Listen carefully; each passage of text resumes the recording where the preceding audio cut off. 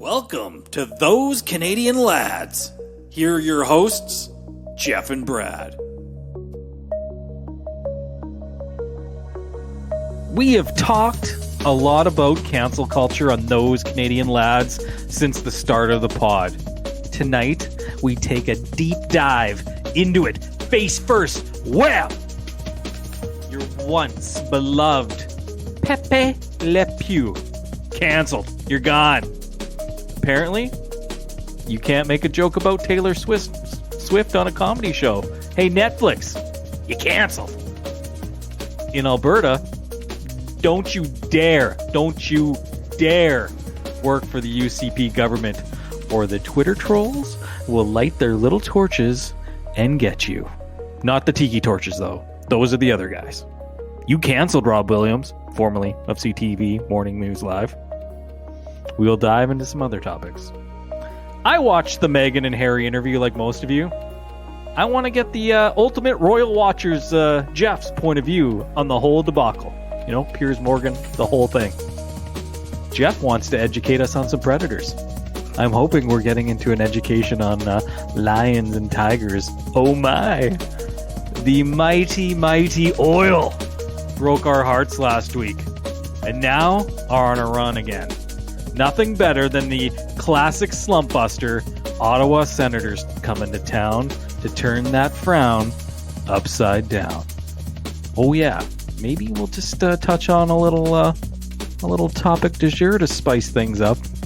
And oh yes, if you haven't heard, you've heard about it in the news over the last couple days. Cocaine Bear, the movie. We have to discuss it. We have to talk about the plots. Welcome to Those Canadian Lads podcast, episode 18. Jeff, how you doing tonight? I'm great, Brad. And yourself? I'm doing fantastic.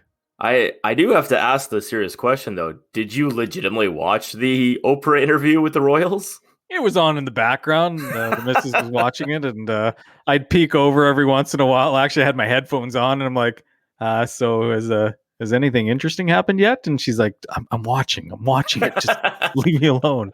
And then I just kind of went back and kind of read the news. And I was more excited about Piers Morgan getting all crazy and getting out of there. So, yeah, you'll have to maybe fill me in on Piers. I know that he walked off and quit or something. I will give you a very weak analysis of the Meghan and Harry debacle. I was going to say, like, you listed off a bunch of topics. We have lots of topics tonight, Jeff. Lots of topics. We have lots of topics, and I don't think I'm really well-versed to speak about any of them, so this will be interesting. I guess the only one would be predators, eh? Yeah, the predators, but we'll touch on that later on. Oh, God. Oh, my God. So why don't we just get right to it? Why don't you lead me into where you wanted to go first? Well, you know what? This one, I'm so glad they're canceling it, or whoever they are. Thank you, Pepe Le Pew. That guy's a friggin' creep, man. Like, after going back and watching some of that, the way he went after that cat a little bit. Yeah, goodbye, Pepe. I think obviously, yeah. Even as a child, I remember kind of really watching Pepe Le Pew and being kind of a little bit. I don't really feel right about this, actually. But at the same time, I didn't realize this was a whole hubbub. You sent me a text and said I was like, did something happen to Pepe Le Pew? Why would I assume something happened to a Looney Tunes character? He got ran over on the highway. Well, by cancel culture. Well, apparently. I think it's hilarious that like things that I would have never assumed would be relevant in today's day and age apparently are being and I know it's on the back of the Space Jam movie, but it's like, when's the last time somebody mentioned Pepe Le Pew? It's been years since I've seen Pepe Le Pew, but to be honest with you, those Looney Tune cartoons, like, they've got some pretty questionable shit in them. Well, it's a cartoon that started in the 60s, late 50s. That could be like the 30s. 30s, sure, but yeah. And don't get me wrong, it's just like the ones that you and I probably watched on Saturday morning at 11 a.m. on ITV or whatever it was on. They were probably recorded in the 70s and 80s. So, yeah, of course, Pepe Le Pew was out there playing grab ass, I guess. He gone. Pepe, you know what? This is not even a debate. He was awful, but it made me think more of like, somebody's actually going back and like, yeah, we got to get rid of that motherfucker. He's he ain't good for anybody. Kids can't be watching Pepe Le Pew. Well, and it is one of those things. It's just like, and I do kind of have some thoughts in regards to the fact I'm like, okay, so kids see this. Is there something bad that happens when kids see this? Because I know I'm gonna mess up his name, but I believe the New York Post are a journalist who kind of drew attention to this was Curtis Blow. Isn't that guy a rapper? Yeah, I know. That's what kind of caught my. And I'll come back to him again because I heard a really good interview with him, and I'm interested in one of his books, and maybe it'll be something for one of our book review clubs. But he'd effectively sent a tweet and an article saying that this is the perpetuation of rape culture. And hey, listen, man, you might be smarter than me, but I don't believe a lot of kids saw that and decided, well, that's how I'm going to go get my girlfriend. But you know what? There was a lot of messed up things, like even going back into the 80s. I don't know if you partook in the movie Revenge of the Nerds back in the 80s when I think the character's name was Lewis, who took the cool guys, the jocks, Darth Vader costume, and then got nasty with his girlfriend in the whatever it was in the house, the haunted house or whatever they were having in the movie. But like Lewis snuck in, pretended to be somebody else, and scored the win. Yeah, that's not a good thing. No, of course it isn't in today's culture or then, but it was funny in the movie back in the 80s. So I'm canceling that on those Canadian Lads podcast. That's not cool. Yeah, I don't remember that movie in detail. I remember probably seeing it when I was 9 or 10. Yeah, because you remember the guy named Booger. Yeah, exactly. That's pretty much it. The guy's name's Booger. And that they all sounded weird, but like no, but yeah, you're right. It's just like there is questionable material from movies, culture, anything from back then where it was like, yeah, that was acceptable in a movie, but yeah, obviously today it's not. Though, but like once again, I'll kind of go with it. Like, so obviously they've removed any scenes with him from the new Space Jam movie, and so I had two thoughts. He was in the Space Jam movie? Yeah, they actually brought him back? They filmed it. Oh. They filmed the scene. I can't believe I found this actually. So I might even believe you. I might be able to grab the scene off online. But so the actress that was in the scene, I'll describe the scene for you really rudimentary and poorly. But so LeBron James is at a bar and the bartender is Pepe Le Pew. Okay. So yeah, this is it. Yeah. So Pepe Le Pew is serving a lady a drink, and then he does his Pepe Le Pew thing and effectively jumps her. She then slaps him and pours her drink on him and puts him in his place effectively. Now, the actress was Gracie Santo, who I guess was on Jane the Virgin. I don't really know who she is, to be honest, but I know that she's quite upset that this got removed from the movie. Oh, really? Yeah, because she was, I don't know if there's a history there. I'd heard, and when I was trying to find better information, it sounded like there is a history that she may have been a victim of this at one point in her life as well. But she wanted it as an opportunity to show people how you deal with these jerks who kind of go about that. So she's quite upset about it. And then I had a second thought too, that she filmed it, didn't think anything of it as other than an opportunity to, show how you deal with an aggressive jerk. But LeBron was in the scene too. And I'm like, I think LeBron might have to say something. I agree with her. Like, yes, cancel it. Because apparently at the end of the scene, he's consoling Pepe Le Pew. So he's on Pepe's. He's on Pepe's side, I guess. That is on the cutting room floor, as they say. It is, yeah.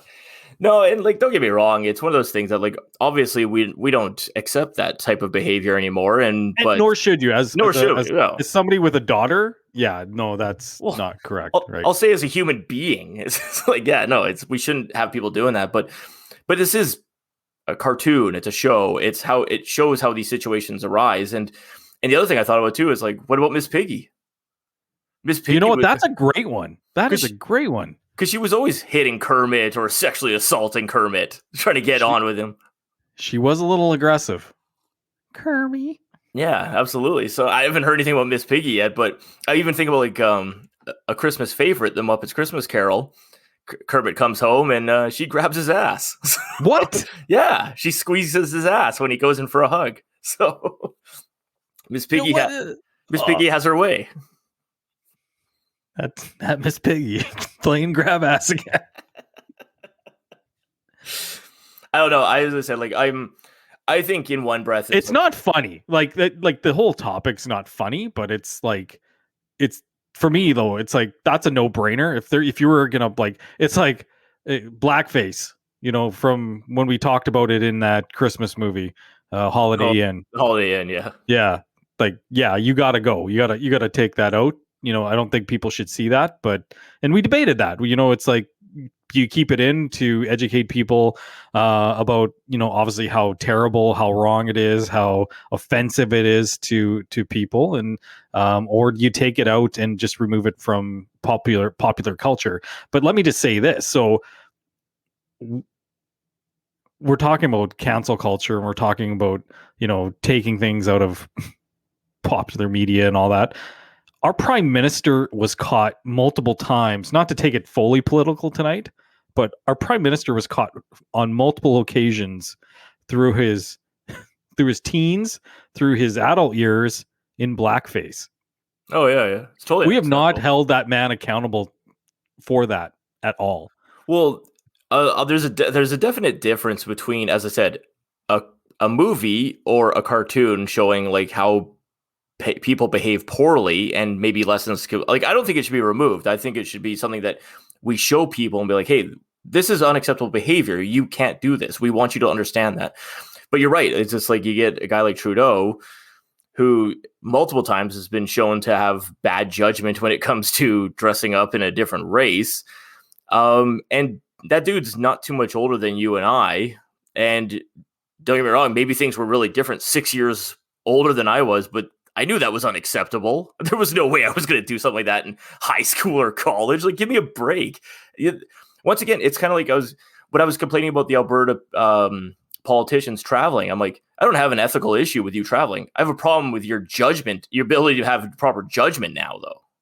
So you want Pepe Le Pew out, eh?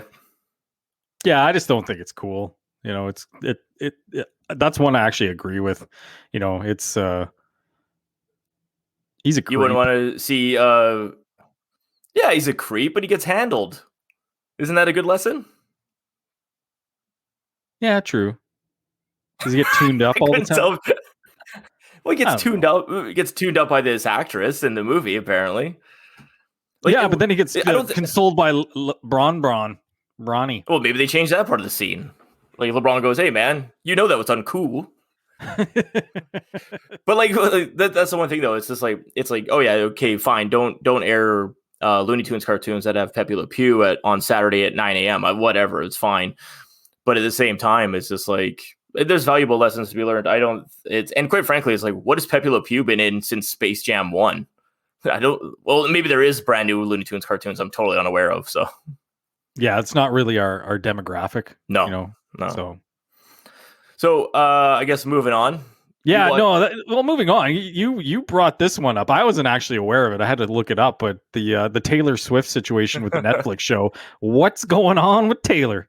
It's funny. I'm looking at my notes and I realized I should have at least written down the name of the show.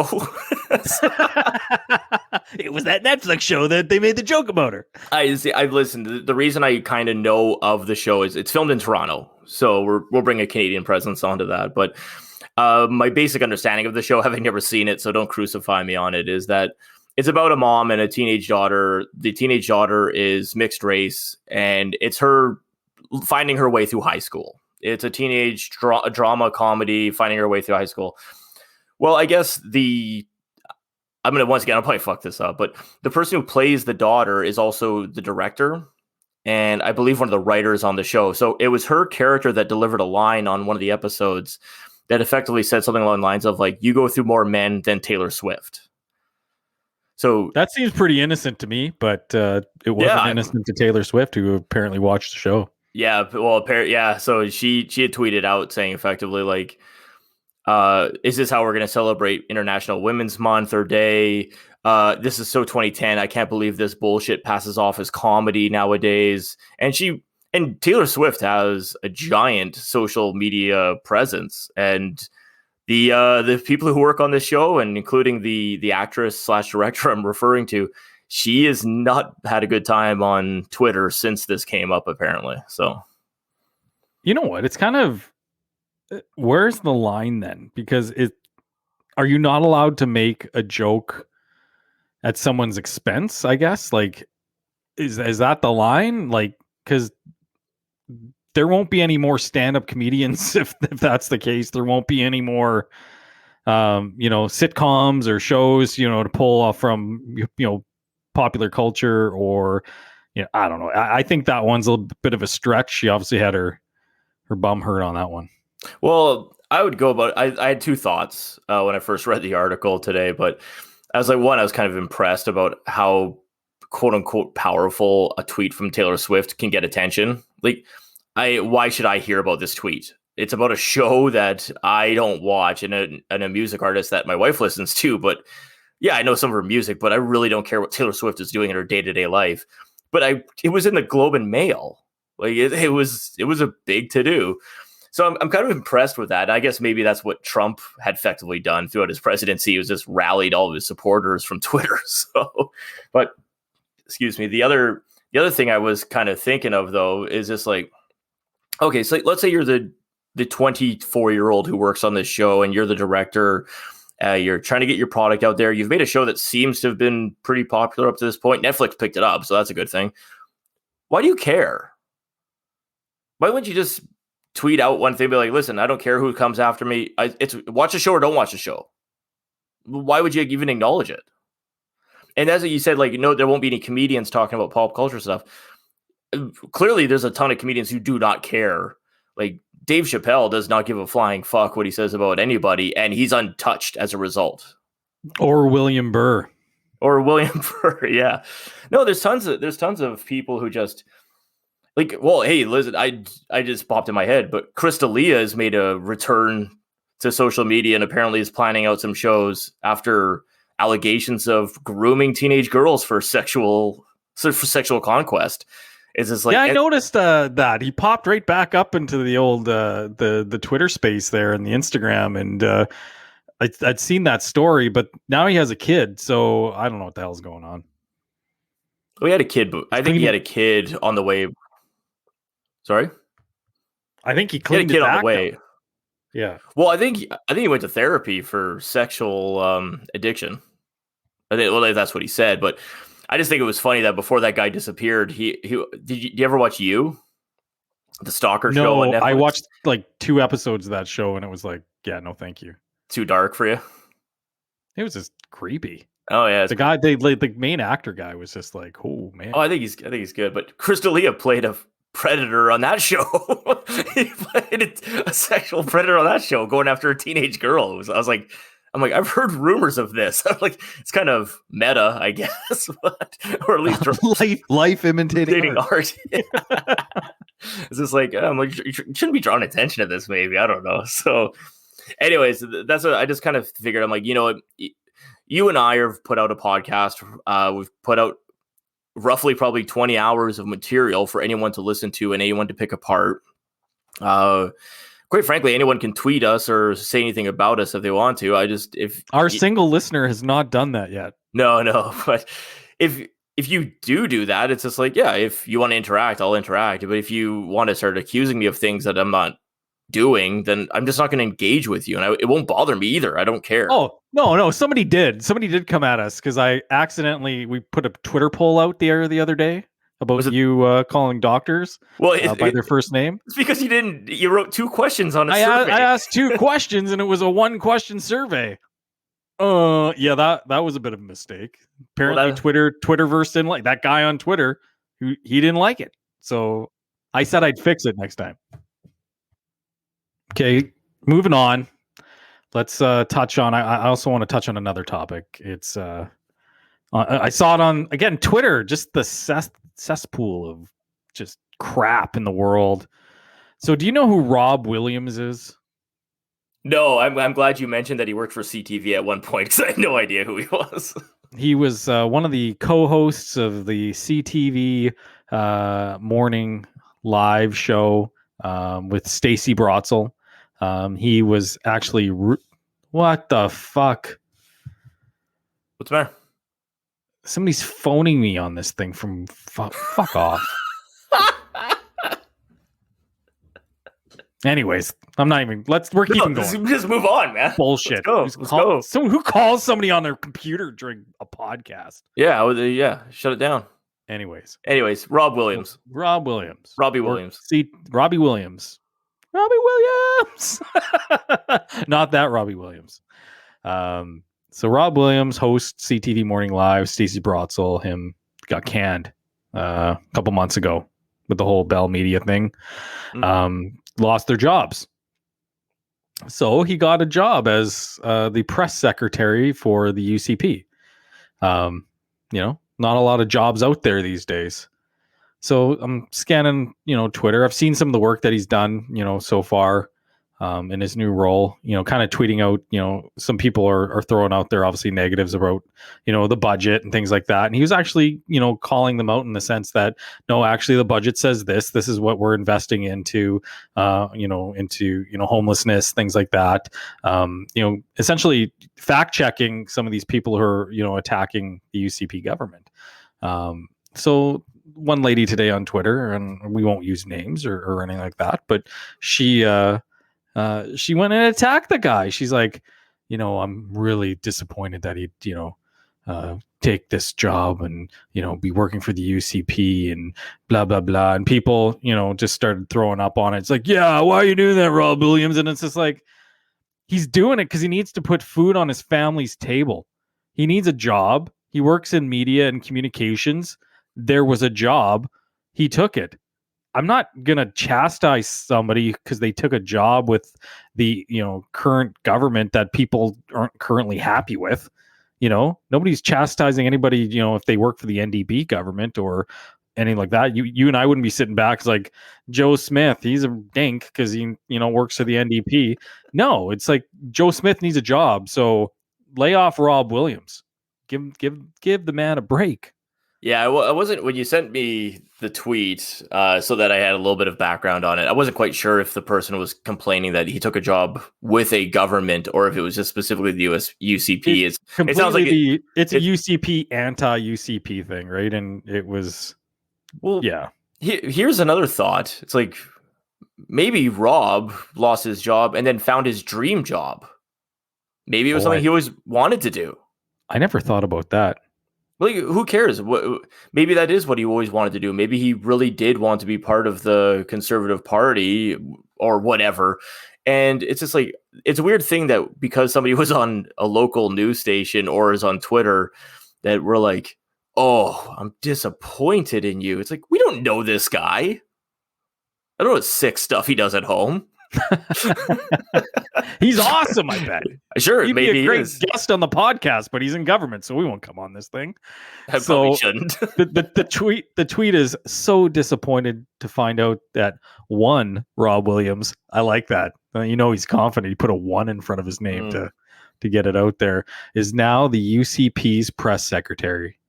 Seriously, Rob, have you not been watching what this government has been doing to Albertans? Yeah, like all governments, they've been failing and doing a shitty job. Yes, you're coming aboard the train of Geoff that government's inept and stupid. Yeah, like, and then just going like, this is the best one. Like some guy named Larry, man's got to work. It's like, yeah. No, man's got to work. Not the first one to do it. It's like, you're 100% right, man or woman, you need to work. So you got a job. The job was there. He took it. I don't know what his political affiliations are, but God bless you, Rob Williams. God bless you. Whatever. Like this guy went and got a job. As I said, maybe it was his dream job. Maybe it wasn't. Maybe he just wanted to get a paycheck. Whatever. Once again, it's this holier than thou passing judgment on somebody for doing something, but it's kind of like, whatever. But then you go back, it's like, are we holier than thou saying, Pepe Le Pew, you piece of shit, you got to leave? Like, no, I want Pepe Le Pew to be in the movie, remember? There you go, I'm right? not holier than thou. It's so confusing. I am so confused with all of this. See, I don't find it confusing. Because I have the moral compass of a great man. So I know where I'm going. I love the confidence. I love your confidence. Well, I think Do what Jeff says. do. No, do both. Yeah, Do Jeff? we do, or at least speak in proper English while you're doing these things. But yeah, as I said, like whatever project people want to do, your job, or you want to be involved in a charity or whatever. It's just like there are parts that it's just like, yeah, we do have to kind of cast judgment. Like if you're like, well, I just joined the KKK because I thought it was a great organization. It's like, no. No. That's not how this works. But Proud Boy, not a chance. Yeah. But if Rebel News guy, bad idea. But if you just, I took a job as a press secretary, or quite frankly, like you went to go work for a news organization that's like, yeah, okay, I don't like the fact that they own TSN or something stupid like that, but it's just like, who cares? It's a job. You don't know this guy from Adam. He could just want to have a job. And as I said, maybe he found his dream job. Who cares? So speaking of, he's the best to ever do it. Speaking of people I could care less about, even though you insinuated that apparently I care about the Royals because I mean, well, you have British heritage, man. I do. Yeah, I be all over this stuff. Surprisingly, I'm not. No, I'm into English soccer. Do you think your dad like cried in a corner after he watched that interview? He watched it. I know they watched it. Yeah. I know they watched it. Yeah. No. And I do it, Harry. How could you do it to us? Well, okay. So you might have to fill in a few details for me and everything like that. But what are your general thoughts about what was discussed? I'm going to first give you the general thoughts on what that was. That was a exactly what I asked for. That was a fine piece of public relations art. In 20 years, they're going to look back and they're going to say Meghan Markle and Oprah Winfrey orchestrated one of the greatest, it was unreal. She skewered the royal family and made them look very, very, very bad. And, Piers Morgan sitting back is like, I didn't believe her. I didn't believe a word she said. And she said some pretty serious shit. And this guy came out and was like, no, I don't believe she had suicidal thoughts. And it's like, you're a piece of garbage, man. You can't question somebody on that. If they had suicidal thoughts and asked for help and didn't get it, she's bringing it out to the public eye that maybe there's a problem. If there's not, whatever. Like, she said it, nobody's defending it, whatever. But she said that there was some racial stuff that came out about, the potential, color of the children's skin. And, it was a pretty intense interview. But then, like, sitting back and watching it now, it's like, well, you got millionaires, royals, and then you also have a billionaire. Oprah, sitting back, and she's like, well, we're not getting paid for this. It's like, you're not getting paid directly from this interview, but this is just creating a greater brand for yourself. You're enhancing your brand. You're getting public relations out of this. You're getting PR. You're getting an opportunity to be in the public eye, tell your story, and also promote, your charitable organizations, future work opportunities, things like that. So, and in a nutshell, Jeff, it was a PR stunt. And I think it worked because it made the royal family look really bad. And if they were terrible to her, she gave them a royal boot in the ass. Yeah, I would tend to agree with you. I said when I didn't watch it, so then I had to do all my digging after the fact because for some reason I didn't think it would even be something we would discuss. But I was like, I better learn. It's the Commonwealth, Jeff, and it's those Canadian lads. Don't you care about your heritage, your British heritage, and your country? Actually, well, that's an interesting topic for another day. But I'm not proud of anything I didn't earn. Oh, so there you go. Anyways, I do agree. I think this was a coming out party for for exposing these two to the Americans. Like, I believe they have a lucrative deal with Netflix, and I thought I saw Amazon Prime, but I think this is their, hey, America, here's who we are. Please buy our product going forward. Their coming out party, yeah. Yeah. And now I will say, like, I'll prefix all of this with are the royals bad people? Yeah, they very well could be. Prince Andrew was hanging out with Jeffrey Epstein. Yeah, exactly. And apparently, Stein. I don't know. It couldn't be him though, because he can't sweat. So I love it. Just absurd ways to prove my innocence. I that couldn't be me. I don't sweat. I don't have glands. I don't have glands, but no, yeah, exactly. It's like, are the royals potentially bad people? Yeah, very potentially bad people. Like, this is a family that we go through the lineage is colonialism, being rich and having, lording over people, either in a actual sense or just a social sense, while everyone else around you is either struggling or going through things. You also supply nothing to the world. Like, it's not even culture for the most part, I would make an argument. And it's just like, they're worse than the Kardashians, because at least the Kardashians generate TV shows that I think are stupid, but at least they're making a product. The royals don't do fucking anything, so who cares? But yeah, it's just like, am I surprised that they could be bad people? No, not shocked in the least bit. This is what old white people are. Hey, listen, this is like, God rest my grandparents, but yeah, they may have not been as accepting of certain things when I was younger, because they're old. They're old white people. That's what happens with old white people sometimes. Oh, so, man. We're going to be... I'm not going to say that. But yeah, could potentially I don't even know their names, but the Queen's husband, could he potentially be a racist? Yeah, isn't he like 100 or something?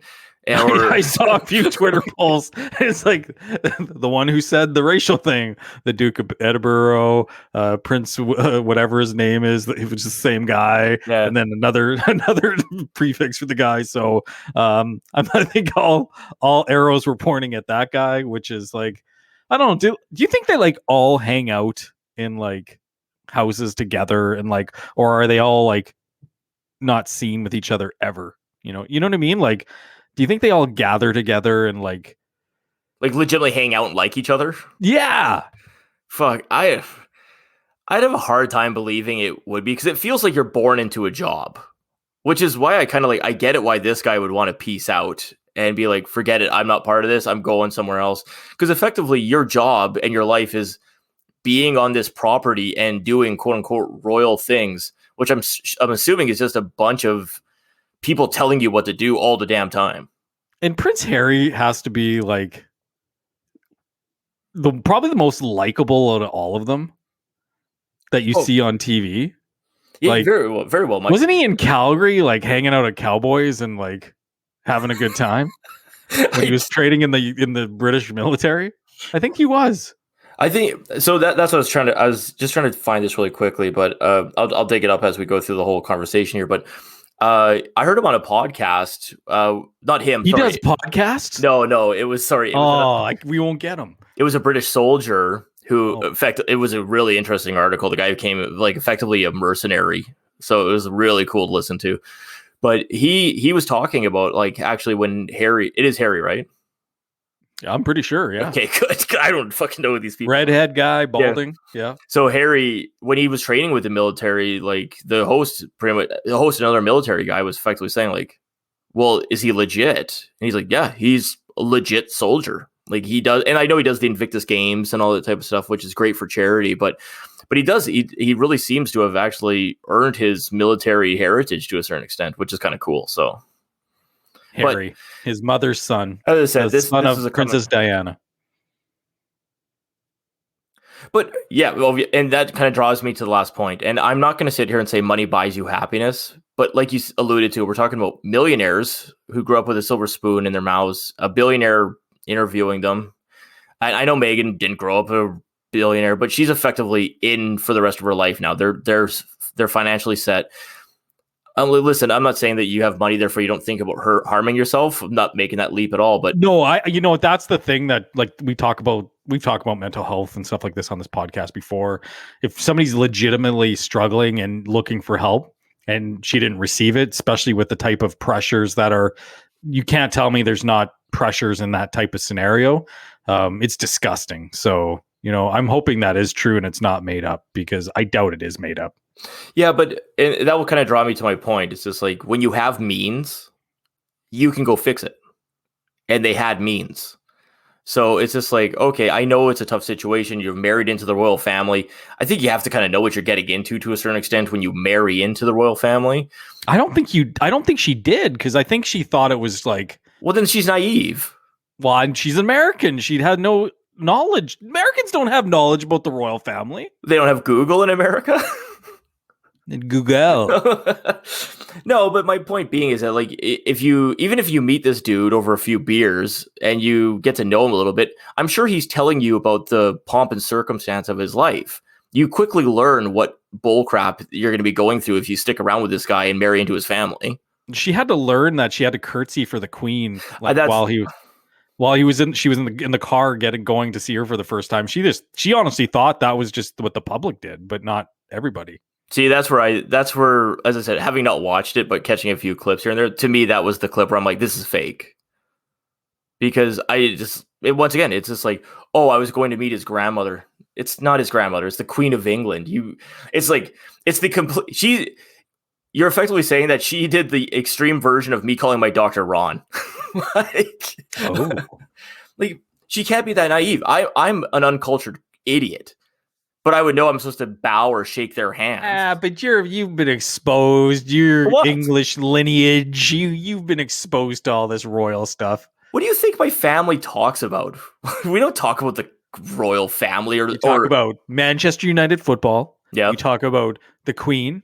You No. talk about Charles and Diana, and you drink tea and biscuits. I took up tea for dry January, actually, and I think I'm not going to go back. I think tea is quite good, actually. So, I had a tea the other day at work. It was quite delightful. I just think at the end of the day, it's just like, I was it real? Was it fake? It doesn't fucking matter, actually. They marketed themselves and That's the thing. It doesn't matter because it's just shit that's out there and people ate it up. Blah, blah, blah. Yum, yum. Well, that's the problem, that people cared. Yeah. Like they were like, I didn't know this. I just assumed that whomever was putting it on approached everyone to go do this. No, Oprah did this and then sold it. Oh yeah. For $7 million. And I was like, holy shit. I'm like, good on her part. That's how you make money. But I was like, the one thing that did come out of this, and as I was watching the interview, as I pulled my headphone up and listened to Oprah's voice, I'm like, man, Oprah, she's such a good interview. I'll have to trust you on that. Man, she just knows how to ask questions. She just seems so, down to earth. Oprah Winfrey, she's the bomb. Like, my knowledge of Oprah is pretty sparse, but I will say in regards to a story of somebody effectively coming out of nothing and building themselves up to be one of the biggest media icons and one of the richest people, Black women on the planet. So, like, her story is impressive. And recognizable voices of a generation. Yeah. But like, you don't get there without the hard work and just the blood and guts she put into whatever she was doing. Like she built an empire out of nothing. It was like, I thought she was like the weather girl, the local news girl in Chicago. And even that was a stretch. And then she built this. Like, that's the one thing that I find weird. It's just like, actually, you know what? I'm going to go down a path that I don't know enough about, but to me, it seems like more proof that she knew she was building a product and selling it. And once again, I'm not casting judgment on it. I actually respect it a great deal, but it's just like, once again, it makes it feel disingenuous to me. So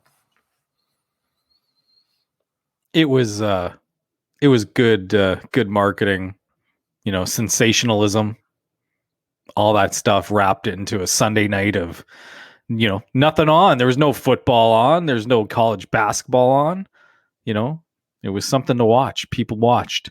People got to learn about Meghan and Harry. Yeah.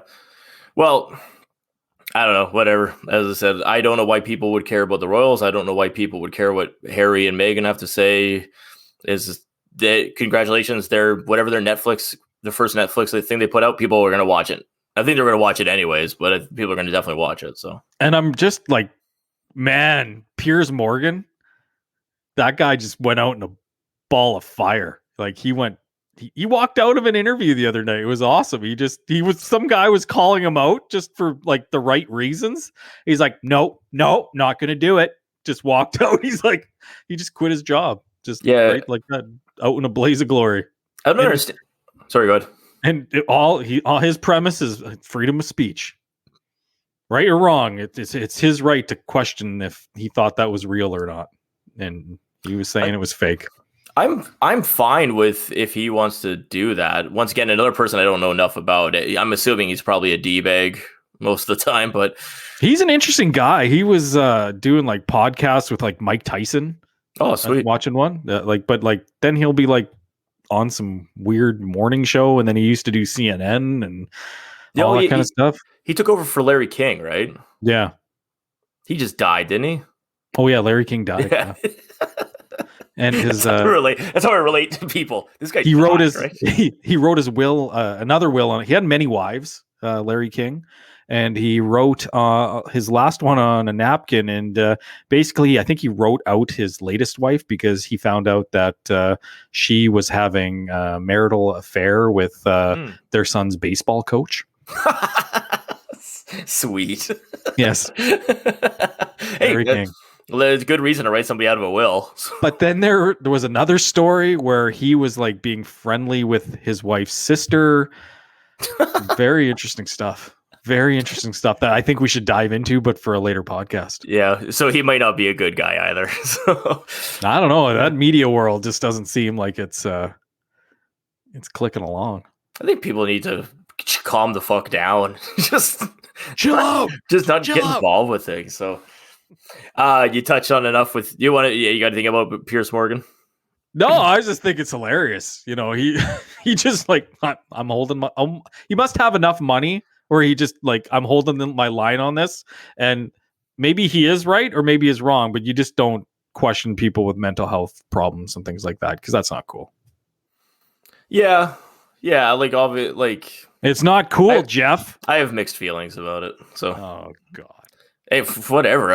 You're gonna get us kicked off of Apple iTunes. We're gonna get an expletive. I'm not saying anything per se. I'm just saying that we've talked about it before on the podcast. You've agreed that there's a victim culture going on, and I'm not saying that Megan is doing this. I'm just saying that as a generality, there are people who are grabbing onto the victim mentality and using it. Like we'll go back to a jerk off. I was trying to goat you again, and you bit. Oh no, I'm fine talking about this. Okay. We talked about Begsty. The guy's a right. Oh yeah, that guy's totally The guy's a right wing fucking journalist nut who could barely get a 7-minute article or video out, and he's a victim bitch. So there you go. It can go all across the board. Oh god, I was gonna line him up for an interview. Oh, you can. Yeah, I'll still be like, "What's wrong with you?" So yeah, why would you do that to our podcast? You just tainted the podcast. Well, okay, so I'm going to switch gears here because back to that. It's like you're right. I'm going to just agree with you. That guy is just a sensational, idiot who tries to, it's clickbait. It's all it is. But a lot of people are doing that. Yeah, we need to do it. No, we're not doing that. Cocaine Bear. Well, no, okay. Before we get onto Cocaine Bear and the Oilers, so I went down a bit of a rabbit hole, and it does kind of go into this victim thing a bit. So I was thinking about how I would choose somebody to attack. What? Yeah. No, I wasn't really actually. I just kind of stumbled into a rabbit hole. I was looking for something else, and I stumbled upon effectively an article by Wendy Patrick for Psychology Today. She's a doctor, and effectively, so Wendy, not Dr. Wendy Patrick, but Wendy. Well, you notice that I led with Wendy Patrick, and then said might be a doctor. So yeah. So I want to give credit where credit's due. It's I think it's in Psychology Today, and I believe the article is called "Do You Walk Like a Victim?" Okay, so the general thing is she tracked down a couple studies, and effectively what they did is they took 126 people who tested not high, but ranged on the dark tetrad trait scale. And what this is these 4 traits are effectively psychopathy, Machiavellism, narcissism, and sadism. So these are people who are damaged and, quite frankly, are probably a danger to society to a certain extent. So they took these people and they showed them a video of, I'm going to say women, but it could have been men and women. But they showed them a video of a woman, and they could only see the back of her while she walked down a hallway. And they asked these people, can you tell if this person has been victimized, so legitimately victimized, in the last 5 years? And they overwhelmingly were able to pick out which women were victimized in the last 5 years. Wow. So it wasn't it was apparently the psychopathy and the Machiavellianism was the top two things that kind of led these people to be able to do this. Obviously narcissism, you're into your own shit, so you're not going to pay attention to other people. But I was thinking about how incredible that is, that effectively if you're walking down the street, and unfortunately when people are legitimately attacked, they become, it's almost like apparently it's like a beacon that they can be attacked again. And these people were able to effectively say, I know that I could choose that person as my next victim. And to kind of even prove the point further, one of the other studies they were talking about was, I don't know how many prisoners they did this with, but they showed prisoners who had been locked away for stranger assaults. So these are individuals that attacked people they didn't know. It wasn't a lover's quarrel. It was just they saw somebody and attacked them, whether it be sexually or just assault. And of the people, they showed them random videos of people walking around. I'm going to say New York City, but a city. And they said to them, how would you, of these people you're seeing, who would you pick as your victim for your next crime? And apparently they all selected the same people. And the one thing that kind of came out of it that was interesting, and this is kind of like a defense thing to a certain extent, is they said to all these people, okay, you've identified the people who you would attack. Who wouldn't you attack? Who would you say is you wouldn't dare risk running into? And of these people that they identified, that they're like, I wouldn't mess with that person. It had nothing to do with like size, because they even said one of the individuals that they all chose was, it was like a grandmother, a small, like 100-pound grandmother. And they said, that's not somebody we would attack. And apparently the big thing was they had an organized quality. They looked like they had their shit together. So like they walked with, their shoulders back, stride that looked confident. Their head was on a swivel. It looked like they were logging details, making eye contact with people. And they said, like, because that person looks like they have it together, I can't risk attacking them. So it wasn't even a thing of like they'd be able to fend me off. So I went down this rabbit hole, and I was like, it was That's incredible. Dark shit, by the way. It's nuts. And I was thinking about, like, it's just like, yeah, effectively people who could be serial predators, they can tell who a better victim would be. It's just not some random thing. It's the people who don't exhibit the qualities that they would be like, I can't risk messing with this person. It's nuts. So were you like laying up at night, like being like, I got to figure out how this all works? Or was it just like by random you ran into it? Was completely random. It was completely random. But no, it was very interesting. Is it now though, like, does it sit in your head a little bit? Does it like... No, not for me, because Do your shoulders stand up straight a little bit more? Because I think I do walk like that already. Like, and quite frankly, I'm like a stout looking dude anyways. But as I said, I guess that wouldn't play a factor. But I was thinking about like people I know who I'm like, oh, I know they don't walk that way. And I was kind of like, oh shit. I'm like, that'd be pretty nuts actually if somebody I knew was attacked by one of these people because of these traits that are going on. And then because of things that bother me in life, I was thinking, I'm like, okay, well, everyone wants to be a victim and everyone's kind of doing their thing saying, hey, I'm the one attacked. I'm the one doing. We could just make a team of these psychos and we could get them to watch people walking around. And we're like, hey, listen, you can suss out the liars here. Was this person actually attacked? And all the psychos could like nod yes, or they could say, no, that person wasn't. And the psychopath liar detection test. That's pretty interesting though. That's just the science behind that. I'm sure if you dove deeper than I did, you'd find like just tons of stuff like, oh, this part of your brain is what does it. I won't though. I started watching the Elisa Lam the Hotel documentary, And first of all, I'm only 3 episodes in, but I'll never drink water from a hotel tap ever again. That's just freaking awful. Oh, I know. That story as a whole is just brutal. Like, she was such a, a light, a person who had so much going for her. And I still don't know what happened at the end, if they caught the murderer or she did it herself, or I don't know. But Well, I'm not going to ruin it for you. You should watch the end of it. Does it have an outcome? Because I need to know if it has an outcome. It has an outcome. All right, good. Like, after you watch it, we could talk about. I think there's a paranormal aspect to it, but at the same time, it's one of those things though too. And there's two parts. There's two main things I took out of the documentary. One was the web sleuths and their obsession with finding out what went wrong here, and just they're like, this kind of goes to my thing with what was the name of the CTV guy? Rob Williams. Yeah, I was gonna say Rob Thomas, but he's a fantastic singer. Yeah, exactly. But like, you get people going like, oh, I know this individual. I know Rob Williams. I'm disappointed in Rob Williams' actions. Rob Williams is going to hear this and be like, why are these guys going after me so much? We're supporting him. Don't say that. We're behind him 100%. Yeah, absolutely. Keep doing a great job, pal. He might be doing a bad job, but God. But these people who were logged online looking for what happened to Elisa Lam, they're like, oh, I feel her. Oh, I know her, blah, blah, blah. And I'm like, yeah, she'd put out a lot of web content and wrote like effectively a diary, but you don't know this person. You know what, you say that though?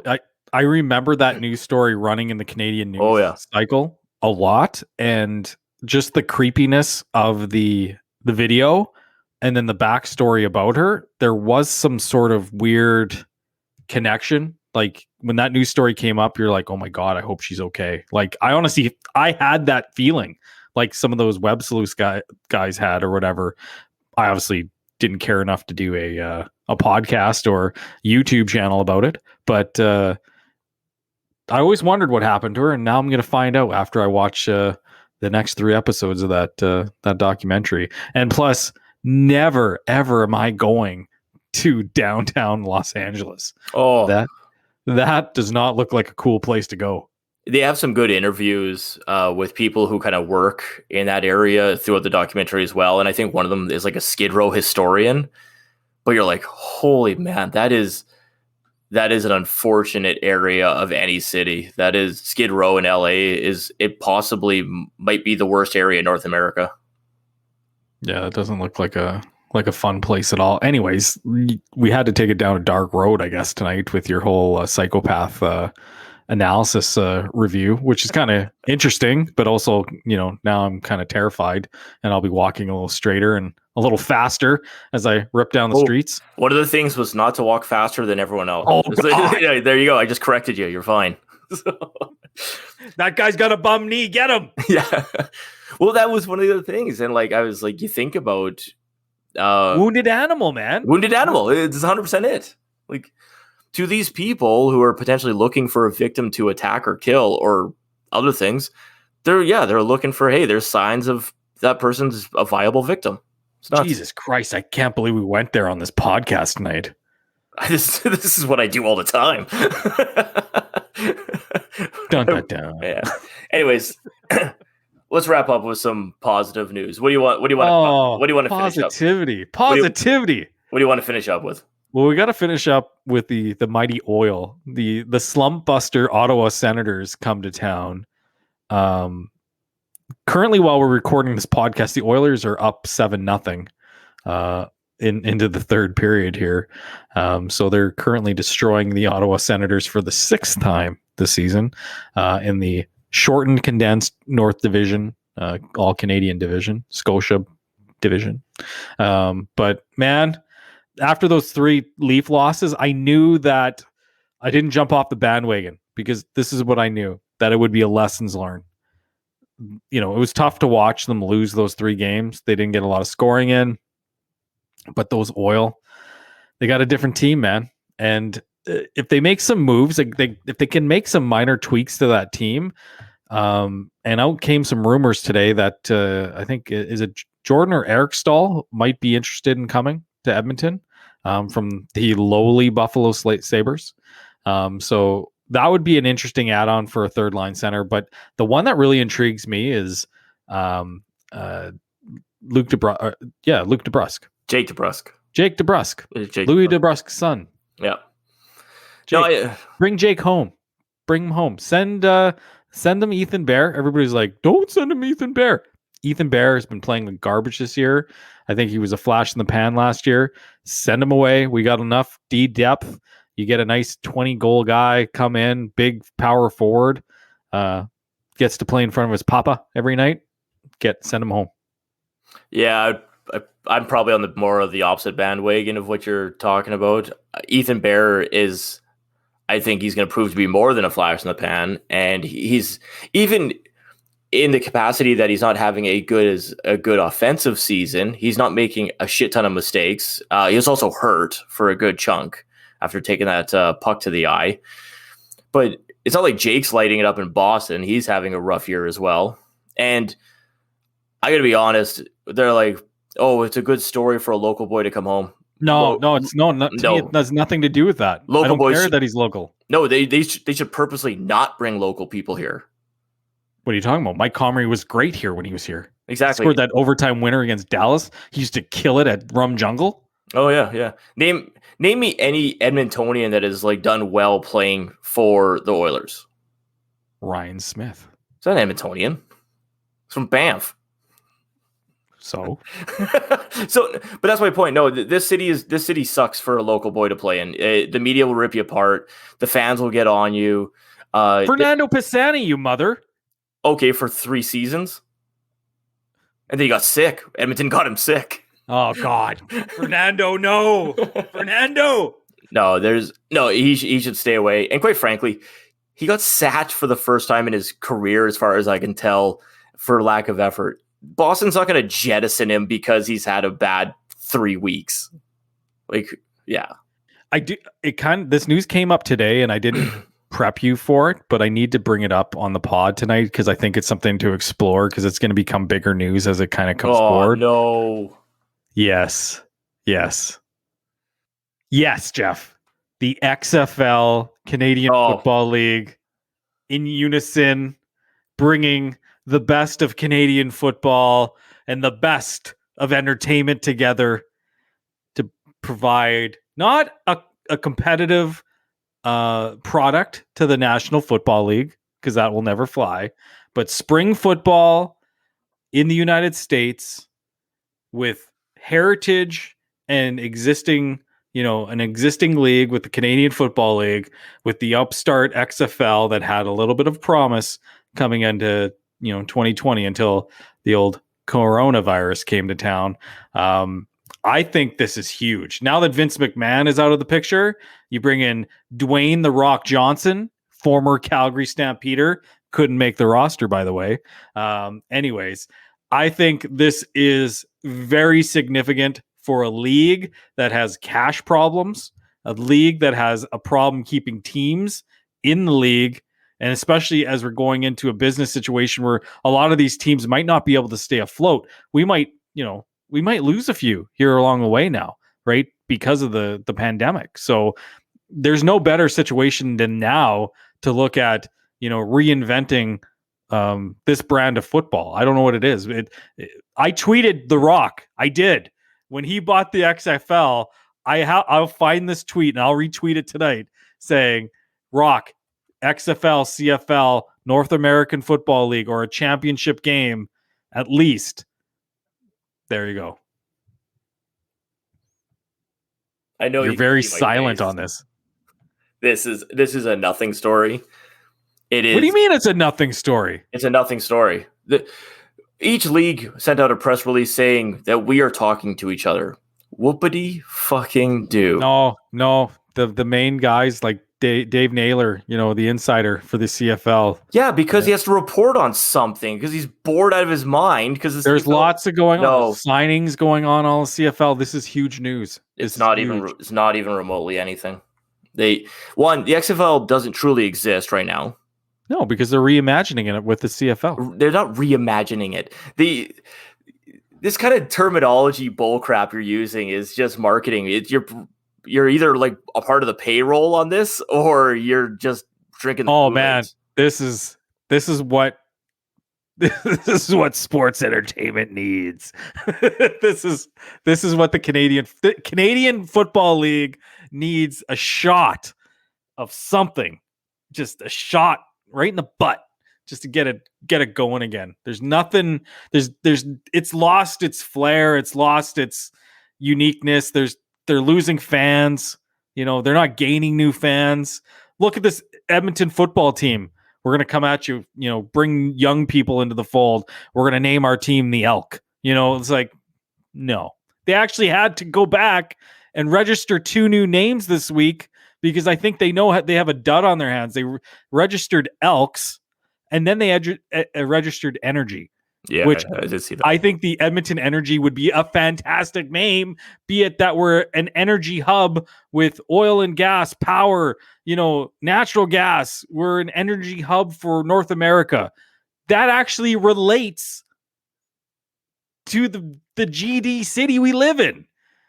So, yes. It's a good choice on a bad set of names anyways, so I'm not going to debate the Edmonton football team's future name. The savior of the CFL is going to be a quote unquote football entity that doesn't truly exist, minus a logo and a name behind it. Marketing genius. Okay. Yeah. The Rock, Dwayne Johnson, self-made. You really think Dwayne Johnson is going to be in the day-to-day operations of the XFL? No. Well, then what are you talking about then? He's got a partner. They're going to build a team. They're putting investment in there. He wouldn't have bought it just to blow it away. No, he has a background in the Canadian Football League. He knows what it is. He can use the Canadian Football League to build his brand as well because it's already established. Nobody goes back to their roots of sleeping on a mattress with 9 other gentlemen in the same hotel or same apartment and be like, this is where I'm starting my marketing genius program. You take something that's broken and you fix it. Yeah, I agree, but this isn't the solution to it, and this is nothing. This is absolutely nothing. Nothing will come of this. There will be no interdivisional team games. They're going to play a different brand of football. They're not going to play Canadian football. First off, they're going to play American football. So it's not going to be 3 downs. You can't have a game that crosses those 2 styles over each other, and so they're going to do what else is there left to market? Let me just say this. This is what I think is going to happen. 3-down football on American fields. No, the Americans don't like 3-down football. What are you talking about? 3-down football on American fields. Smaller fields, I know. No, this is going to be what crap league is Johnny Manziel in right now? You can tweet the it's next not play. Even the arena league. It's like I know. Fan play league. That's what this partnership. That's the best case scenario. No. Yeah, no, it's nothing. No, nothing. This is a league with over 100 years of heritage. Yeah, which is why it's not going to be saved by the XFL. Yeah, but it might be dead. Yeah, after this pandemic. But it's not going to be saved by the XFL. They're not going to have what product do you put out there that these two are going to put together? You're going to change the game. The Americans are going to buy into watching a 3-down inferior football compared to what they watch normally. It's not. They know they can't compete with the NFL. But I'm not saying it's compete with the NFL, but nobody's going to watch it. Nobody watched the XFL now. Nobody watched the XFL before. It's going to be a success. I'm telling you right now. They're playing in smaller stadiums with similar players, coaching staff that came from the CFL.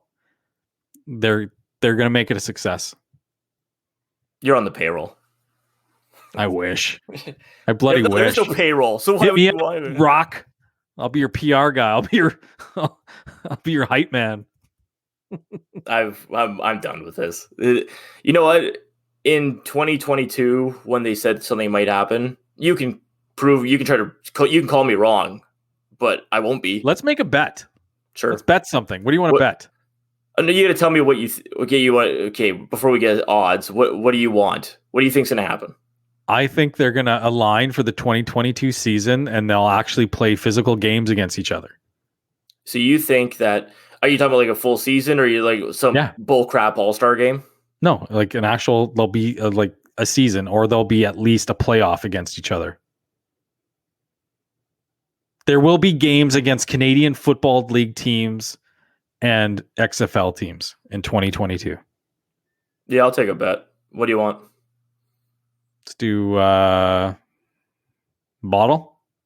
You don't drink. I'll take you out for a steak dinner. You can steak have dinner. Oh, you can have a Pepsi. A steak dinner and a Coke Zero. Yeah. I'll take you out for. You know how to treat a guy. Winner chooses dinner. All right, sounds good. Yeah, we'll do that. But this won't even be discussed past the summer. Bullshit. It'll be dead. It'll be dead this year. I can't wait to prove you wrong. New life into the Canadian Football League. Needed life and money. I have nothing else to say about it. And marketing. A league that's dying. Geoff's done. Geoff's done with this topic. Okay, moving on. Cocaine Bear. Okay, let's wrap up with Cocaine Bear. Yeah, Cocaine Bear. I remember this story. I do not remember this story, but all I read was the Twitter headline is that Elizabeth Banks is going to direct this movie. It's a thriller comedy, I guess. Yeah, it would have Those to be two come together. It would have to be a horror comedy, whatever it is. But tell me a little bit about the background, because like I'm just imagining like Paddington Bear just doing the old devil's dandruff and like. I don't know what the backstory is. I just remember vaguely that the story was that some guys had hid a bunch of cocaine out in the woods. I'm assuming like a cabin was what I was kind of picturing. And this bear stumbled upon it and just ripped everything open and just got it. Now, truth be told, too, like they're like, I think the bear died. I think you would think it would if it didn't know what it was and it went to town on whatever that is. But I also say, like, I don't think the bear was lining up lines early that doesn't know how to do that stuff. So I'm assuming it was just licking it all up and snorting a bit of it. But yeah, like I wish once again research on this story would be good. But I actually, as somebody who watches dumb horror films, this is right up my alley. I'm in for a coked up bear killing teens at Crystal Lake or something stupid. I hope Nick Cage is in this. That'd be great. Oh my god, he's in some weird horror movie with like in like a Chuck E. Cheese where all the animatronics come to life. I'm excited to see that. Speak. Yeah. I just watched one where it's called the color of purple or something like that. It was awesome. I love Nick Cage just being Nick Cage. But you say that like these B movies are good, but then kind of going back and tying it back into our original conversation is, are there comedies being made? Like I haven't watched Coming to America 2. There are some good reviews. There's some bad reviews. There's no way that's good. It's not as good as the first one because that was a classic. Mm-hmm. But can you make those classic funny movies now without, making fun of Taylor Swift? Yeah, I think you can, but you pretty much have to say, damn the torpedoes, we're doing this. And we don't, and you know what though, like I always wonder about this type of stuff because obviously people complain about things, and is it really a majority of people who are like, I'm not going to do this, I'll boycott this type of stuff, blah blah blah, or is it just like, yeah, eventually most of us will just kind of go, well, I wasn't going to see it, doesn't matter, or I do want to see it, so I'll go. Like I don't know. But you're right. I don't think The Hangover or anything like that's going to get remade nowadays, or if it is, it's going to be a PG version of it. But I think there's people out there who are probably on the vanguard of saying like, I'm going to make this. People are going to be offended by it, and hell or high water, I'm putting that product out there. Like this podcast. I don't think it's that offensive. I don't think it's offensive at all. I think we try to toe the line as much as possible, but then you go dark and bring up, predators and how they're going to attack us at night. And this is important information. This could save your life. It could save your life. Do you know what the 1052 is? I do not know what the 1052 is, but you should educate the dear listener about what the 1052 is, and myself. At 10 feet, you have to have a plan to get away from the attacker. All right. So that's you want drivable terrain effectively.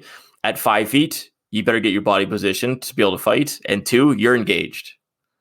So that's your countdown in regards to like when something could possibly go down. Now, people aren't being attacked on the people are being attacked on the street apparently whenever they go to a stupid rally or anything like that. So maybe the people deserve to be attacked. So. Oh my God.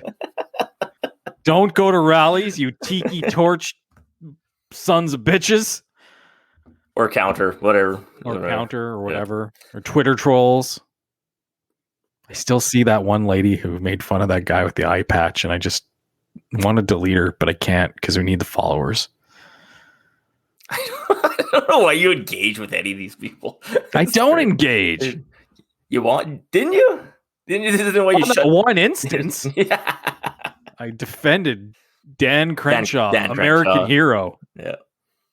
Who's also involved in the congressional hearings for the UAP UFO.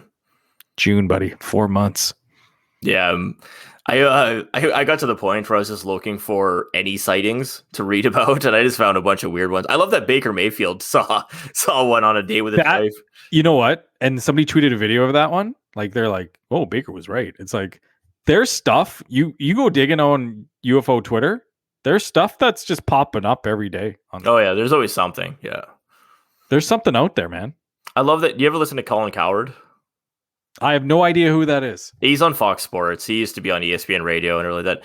He doesn't like Baker Mayfield, and he used the UFO thing to prove that he was a bad NFL quarterback in a conversation. I was just like, this is awesome. But that's the thing. It's like you tinfoil hat wearing some bitch. Yeah, like pretty much it. No, he may have legitimately saw something. And if you go back and you read on the UFO stuff, is he going to call Aaron Rodgers a tinfoil hat?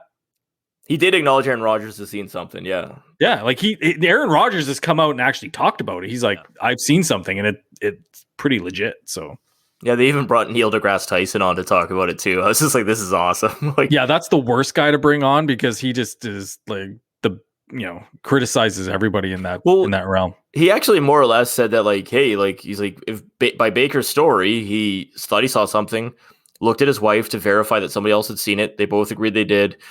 Then he described it. He's like, yeah, is what he saw a UFO? Yeah, of course it is, because he doesn't know what it is. It's unidentified.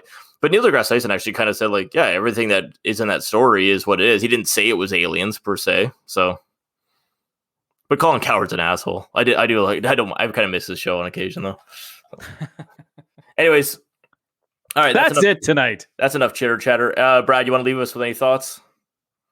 Yeah, no. My thoughts tonight are that I think you think it's bad that Pepe Le Pew is being removed from the Looney Tunes movie. I think it's good because he's a stinky skunk SOB who needs to leave, and I'm glad he's gone. I was never a big fan of him anyway. The Royals, see what's up with that over the next little while. See how things shake out. Maybe Harry will start talking to his dad and bro. Things seem a little jaded there. They need a little space of what's going on there. Didn't like him leaving the royal family, I guess. So lots of politics there within that family. But that being said, I'm more pumped up about what's going on with the hockey. We're only a month away from the trade deadline, and I'm pretty jacked about that. I can't wait to see what the final score is. I think our Leon Draisaitl got a hat trick tonight. So, and man, does Ottawa suck. Nice. No, actually, if you remove their games against the Oilers, I think they're like 8-7 or 9-8. Oh yeah, the Oilers have been there. Yeah. And you know what? Yeah. Like, not to harp back on it, but they put Draisaitl and McDavid together on the same line. They knew going into this game, the Oilers coaching staff, it's like, okay, you know what? We're going to test this team. We're going to put the two top players in the world together. And it looked like the Harlem Globetrotters at some points, the game the other night where they were dishing the puck around, snapping around, on the power play. Like, they didn't have a chance. So I think that strategy is currently paying off. I don't see Connor and Leon playing together too much longer. They got to spread out the wealth a little bit going up against some other teams. But yeah, any final thoughts from you, Jeffrey? No, I'm just going to assemble my gang of 7 psychopaths, and we're going to walk around judging people about how they walk, and I'll be able to tell if you're a victim or not. Go with that. Oh, don't say that. That's incriminating now. You're going to come back out and be like, Jeffrey, last name, this guy, he read that book. He knows what everybody's weaknesses are. That's right. Look out. All right. Have a good night. Hey, good night, everybody. Thanks for listening. Thanks again for listening to Those Canadian Lads podcast. Give us a follow on social media. We're on the Twitter, Instagram, and Facebook. And if you like what you heard, give us a follow and share it with your friends. Thanks again, and have a great night.